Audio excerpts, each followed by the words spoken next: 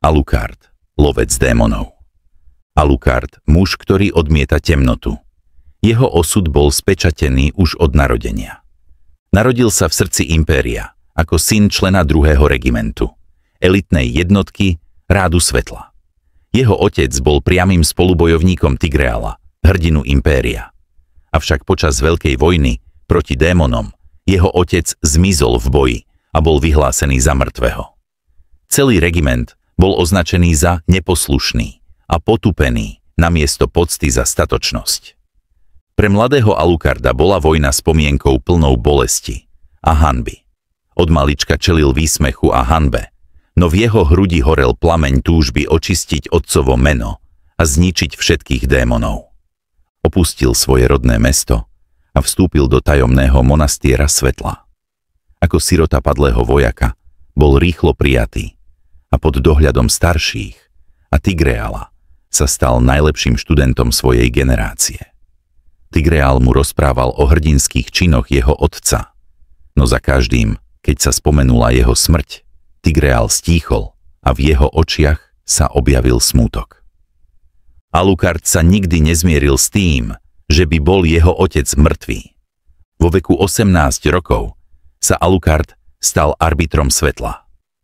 Tigreal mu odovzdal otcové staré brnenie a meč.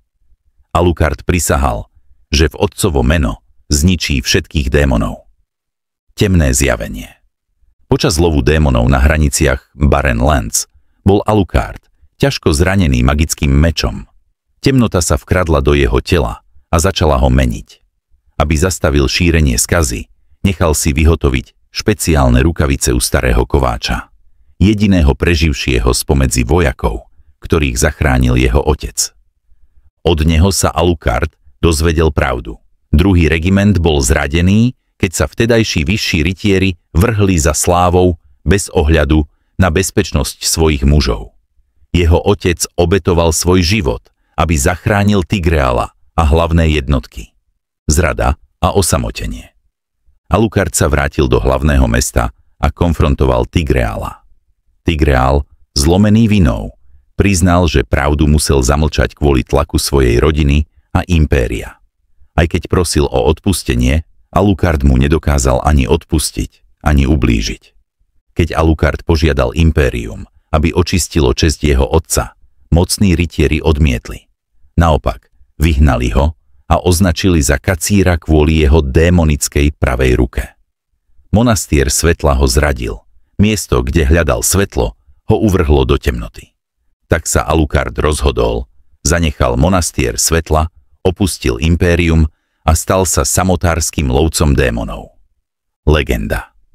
Roky putoval zemou úsvitu, zabíjal démonov vlastnými pravidlami. Jeho pravá ruka, naplnená temnou silou, sa stala symbolom strachu medzi démonmi. Pod jeho ťažkým brnením ukrýval temnú silu, ktorá mu dávala nevídanú silu, no zároveň bola neustálou hrozbou pre neho samého. Dnes je Alucard legendou. Všetci v Moniane vedia, že tam, kde sa démoni objavia, skôr či neskôr zostúpi z oblohy démonický lovec s obrovským mečom. A žiaden démon neprežije jeho hnev. Osobné posolstvo Alucarda. Bojujem, aj keď ma svet zavrhol. Nie pre slávu, nie pre uznanie, ale preto, že poznám pravdu. A pravda je, že hrdinovia nie sú tí, ktorých si svet pamätá, ale tí, ktorí zomierajú v tichu, aby iní mohli žiť. Ja som Alucard a pokiaľ dýcham, démoni nebudú mať pokoj.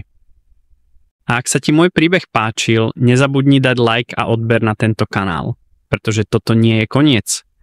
Ďalšie legendy čakajú, kým budú rozpovedané.